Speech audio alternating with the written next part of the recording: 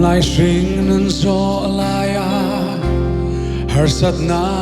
alo thenin sinh nun nep sia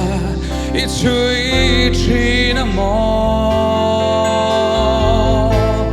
be dong a kun mai lovin I puri tan nen then la lalpa pathian ne na trong trai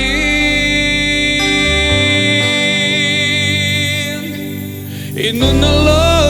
sao po in Fak Mai Rawh Beidon na lo thenin lalma ban parin lalpa kangayen se katanen kimini lungay sumakya tira nun ko harahi amin Fak Mai Rawh kal ngày nay siat lovin aming thiang lim Fak Rawh lalpai ro puye tin pha kang che I thật sao tan đam na tu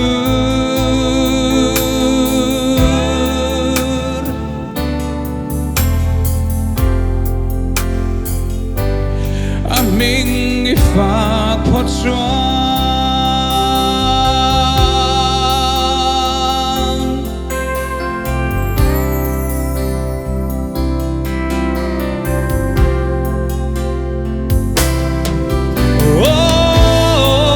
I nè nghe đô nè bê ram nô thi sen in xoa thiếu đi thế na rong rong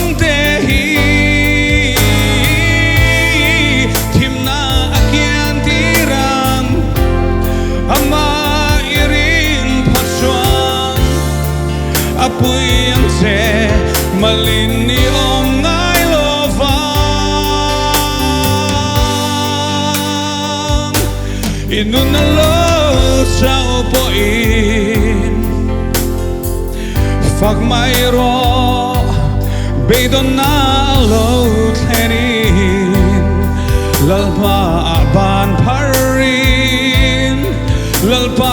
kangayen se katanen kimini lungay sumakya tira nun ko harahi amin Fak Mai Rawh kal ngày nay siat lovin aming thiang lim Fak Rawh lalpai ro puye tin pha kang che I thật sao tan đam na tu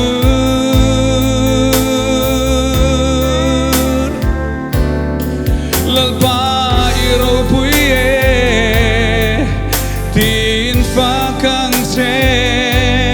I thật sao tan đam na tu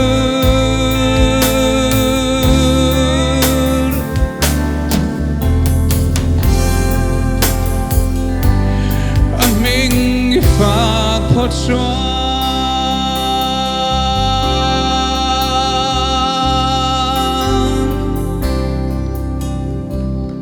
Amen.